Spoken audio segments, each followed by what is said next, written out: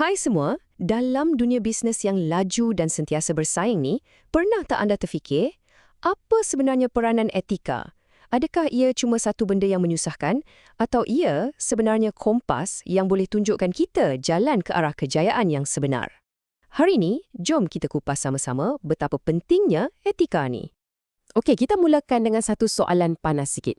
Etika perniagaan. Bunyi macam sesuatu yang mustahil kan? Macam minyak dengan air. Sebab, yelah, dalam bisnes kita nak kejar untung. Dan etika ni kadang-kadang rasa macam penghalang. Tapi, betul ke tanggapan tu? Jom kita siasat. Untuk jawab soalan tadi, pertama sekali kita kena faham dulu apa yang kita maksudkan dengan etika, terutamanya dalam konteks seorang usahawan. Ini adalah asas yang akan kita guna sepanjang perbincangan kita. Jadi, etika keusahawanan ni apa sebenarnya? Ia bukan sekadar satu senarai peraturan, boleh atau tak boleh tau. Ia lebih mendalam. Ia tentang kepercayaan, nilai dan amalan baik yang jadi sebahagian daripada disiplin kita. Dan ini bukan idea baru pun. Ahli falsafah macam Socrates dan Plato pun dah lama bincangkan betapa pentingnya berkelakuan baik dalam hidup. Sekarang, kenapa kita kena ambil berat sangat pasal benda ni? Sebabnya mudah. Kesan amalan tak beretika ni betul-betul wujud dan ia boleh menghancurkan. Jom kita tengok beberapa masalah utama yang sering sangat kita dengar. Walaupun dah ada macam-macam undang-undang dan peraturan, kita masih dengar ada usahawan yang terlibat dalam rasuah, penipuan dan pecah amanah. Amalan macam inilah yang bukan saja merosakkan nama baik syarikat, tapi yang lebih teruk, ia menghakis kepercayaan pelanggan dan juga masyarakat. Habis tu, macam mana sesebuah syarikat tu nak lindungi diri dan pada masa yang sama nak bina budaya kerja yang positif? Nah, jawapannya ada pada pembentukan satu set garis panduan yang jelas atau apa yang kita panggil kod etika. Menurut seorang penyelidik bernama Kuratko, ada 4 sebab utama kenapa kod etika ni sangat penting.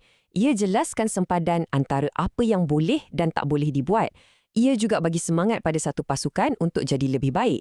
Selain tu, ia jadi macam cermin untuk kita nilai diri sendiri. Dan akhir sekali, ia akan menaikkan tahap profesionalism satu syarikat tu.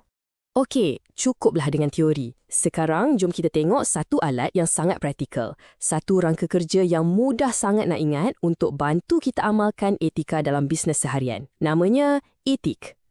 Rangka kerja ni sebenarnya dibangunkan oleh Business Ethics Institute of Malaysia atau BEM. Mereka ni adalah sebuah NGO yang memang komited nak martabatkan amalan etika dalam kalangan usahawan di Malaysia. Jom kita bedah siasat setiap huruf dalam akronim ni. Kita mula dengan E dan T. E untuk equality atau kesamaan. Maksudnya, kita kena hormat hak semua orang dan amalkan keadilan. T pula untuk truth atau kebenaran. Yang ni menekankan pentingnya untuk kita bercakap benar, buat dakwaan yang adil dan sentiasa cuba bagi servis yang terbaik. Seterusnya, kita ada H, I dan C. H untuk honesty atau kejujuran. Ini bukan setakat jangan menipu, tapi lebih kepada menyokong apa yang adil dan betul. I pula untuk integrity. Ini maksudnya kita jujur dengan pelanggan, walaupun tak ada siapa yang nampak. Dan C untuk cooperation atau kerjasama. Ia mengingatkan kita yang kita ni sebahagian dari satu sistem. Perniagaan yang sihat akan menyokong pasaran yang sihat juga. Dan huruf yang terakhir sekali ialah S untuk self-regulation atau kawalan organisasi. Poin yang menarik kat sini ialah ia tekankan tanggungjawab tu datang dari dalam. Maksudnya, kita kena pegang janji macam waranti, pastikan produk kita selamat dan kalau ada apa-apa masalah, selesaikan dengan cepat dan adil. Okey, bila kita dah faham semua prinsip ni, jom kita kaitkan balik dengan matlamat utama kita sebagai usahawan, iaitu kejayaan. Macam mana semua ni boleh membentuk seorang usahawan yang berjaya pada zaman sekarang? Petikan ni rumuskan segalanya dengan tepat kan? Amalan etika yang baik ni bukan lagi satu pilihan. Ia sebenarnya berkait rapat dengan sikap dan ciri-ciri yang memang ada pada usahawan yang berjaya hari ini. Fikirkanlah, integriti, kepercayaan dan reputasi yang baik, semua ni adalah aset yang tak ternilai. Jadi, untuk mengakhiri perkongsian kita kali ni, saya nak tinggalkan satu soalan untuk anda renungkan. Dalam perjalanan bisnes anda, untung tu satu hal, tapi legasi yang anda tinggalkan, itu cerita lain. Jadi soalannya, apakah legasi etika yang anda sendiri akan bina?